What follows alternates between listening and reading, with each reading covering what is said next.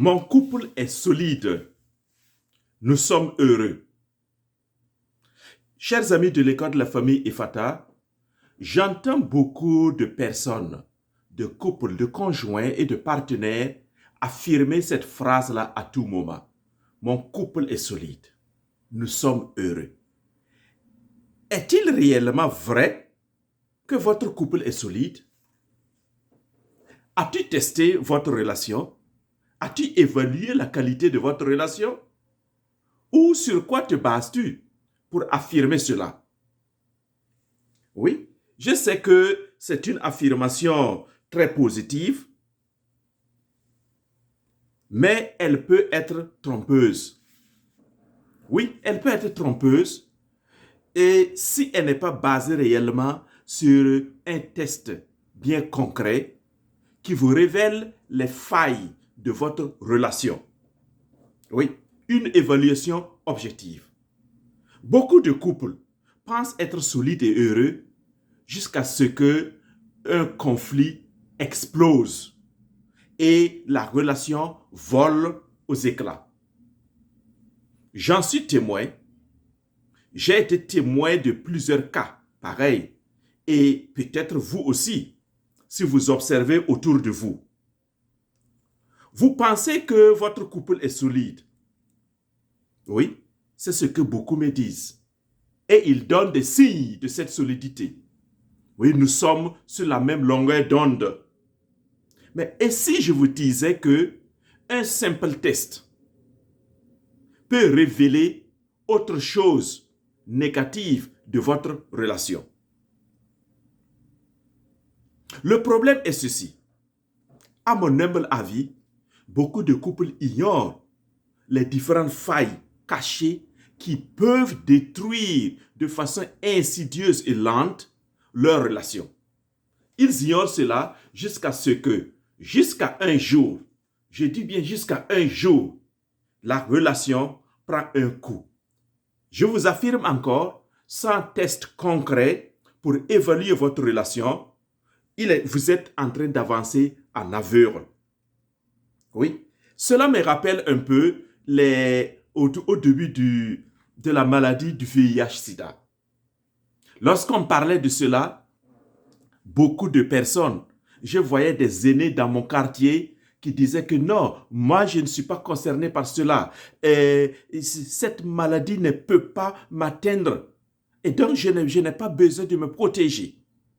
Jusqu'à un jour, boum, la situation est irréversible. Est-ce que vous pouvez détecter le Covid ou le VIH-Sida sans test? Même le simple palu, je vous dis, parfois le palu est similaire à d'autres maladies. Il se présente d'une certaine manière que tant que vous ne faites pas le test, vous ne pouvez pas en savoir. Alors, ceux qui croient qu'ils sont en harmonie, c'est bien de croire, mais nous ne sommes pas à l'église ici. La preuve est que lorsqu'on gratte un peu dans leur relation amoureuse, des failles apparaissent. Oui, des failles apparaissent. Par exemple, des petits malentendus, des attentes non dites, des frustrations cachées. Et avec cela, vous osez dire que votre couple est solide? Laissez-moi rigoler. Votre couple est en danger. Oui. Parce qu'un jour, je dis bien un jour, ça explose. Ça explose seulement. Oui, et c'est dommage. Alors, écoutez bien ceci. Combien de fois n'avez-vous pas entendu des couples dire ces phrases-là? Ce sont des couples qui étaient bien ensemble, mais qui affirment ces phrases. On était si bien. Et puis, tout a basculé un jour. Et dans la plupart du cas, ces couples disent cette phrase-là en regrettant leur relation qui est déjà passée. C'est déjà fini. On était si bien. Et puis, tout a basculé. Ça veut dire qu'en réalité, là, il y avait des signes avant-coureurs. Oui. Autre phrase, on n'a jamais parlé de ça. Et pourtant, c'était important. Beaucoup de couples disent ça, moi je l'entends tout le temps autour de moi. Quand ils viennent à mon cabinet en consultation, ou même ceux qui ne viennent pas, j'entends des aînés, des plus jeunes. Oui, on n'a jamais parlé de ça. C'est comme ce couple-là qui vit aux États-Unis. Ils se sont mariés et un beau jour là, et le monsieur se lève, il dit que lui, il va retourner en Afrique, investir là-bas. Madame dit niet, pas question. Écoutez bien, rien que cette idée-là a conduit le couple à la séparation de corps. D'abord, et ensuite le divorce. Et quand je les ai interrogés, monsieur me dit, ils n'ont jamais parlé de cela depuis le début de leur relation, même jusqu'au mariage.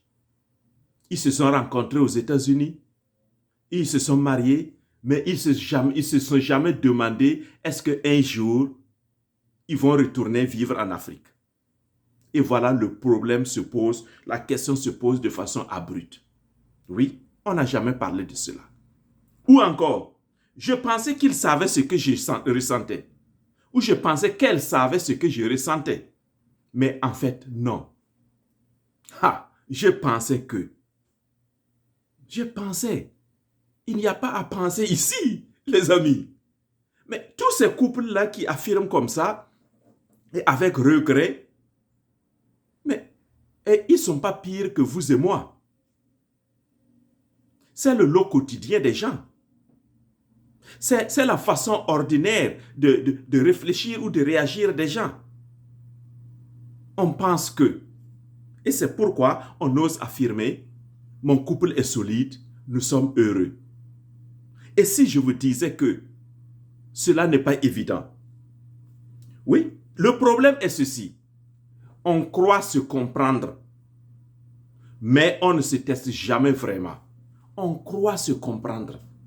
Je dis bien, on croit. Dans la relation amoureuse, parfois c'est une illusion. Vous voyez par exemple, lorsque en Afrique, lorsque les femmes finissent de faire la cuisine dans le foyer, ce n'est pas le foyer à gaz ou électrique actuellement, mais le foyer avec les 3 cailloux là, les 3 pierres là, vous voyez, il y a la cendre qui demeure là. Et à un certain moment, au-dessus de la cendre, tout est frais.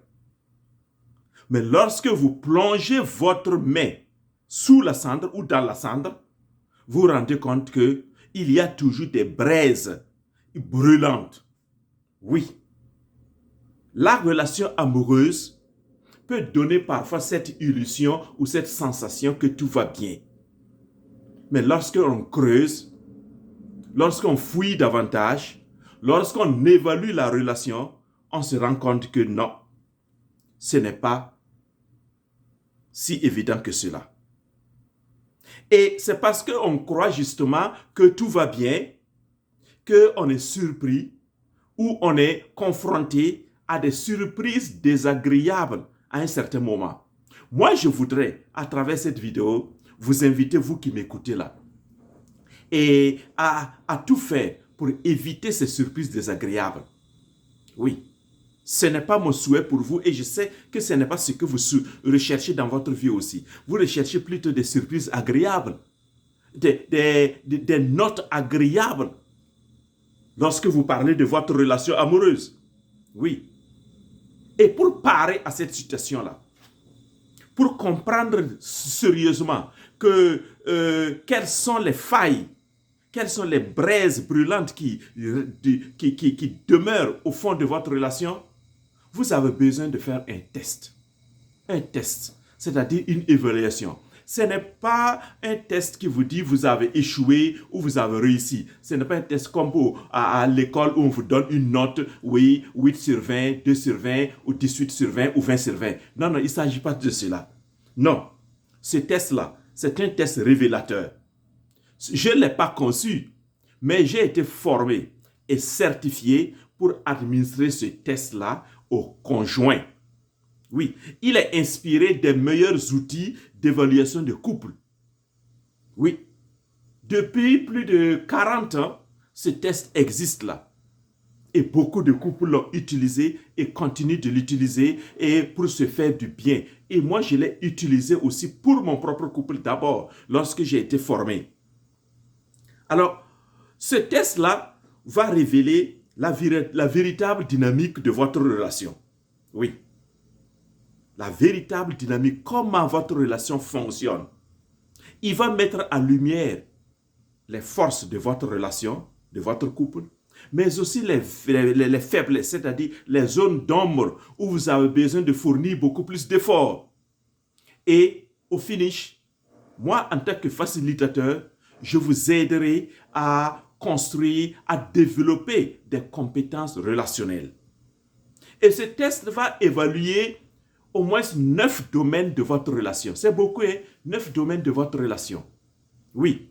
Ce que ce test permet de faire. Par exemple, il va évaluer votre communication, votre niveau de confiance, votre connexion émotionnelle, mentale et physique, votre vision de l'avenir ensemble, et j'en passe. Comment cela marche? Le test est une série de questions. Et chaque conjoint répond à ces questions-là de façon honnête. Et à la fin, vous recevez vous-même un document, c'est-à-dire un rapport d'au moins 21 pages. Et moi aussi, j'en reçois un. Et après, à partir de ce rapport, nous pouvons faire des sessions de coaching pour que vous puissiez développer vos compétences relationnelles. Alors, vous avez envie de découvrir davantage de quoi il est question. Oui. Ou vous avez des questions par rapport au test ou par rapport à ce que je viens de dire. Oui, lorsque je remets en question votre affirmation que votre couple, lorsque vous dites mon couple est solide ou que nous sommes heureux, je dis cela ne va pas de soi, cela n'est pas évident. Si vous avez des questions, je suis bien ravi, je serai ravi de vous lire. Déposez vos commentaires, écrivez vos commentaires et envoyez-les-moi à la fin de cette vidéo. Écrivez vos questions. Nous allons échanger pour mieux comprendre cette phrase-là et surtout pour mieux comprendre en quoi est-ce que le test d'évaluation peut vous aider à évoluer dans votre relation amoureuse ou à renforcer votre relation ou à faire grandir votre amour au sein de votre couple.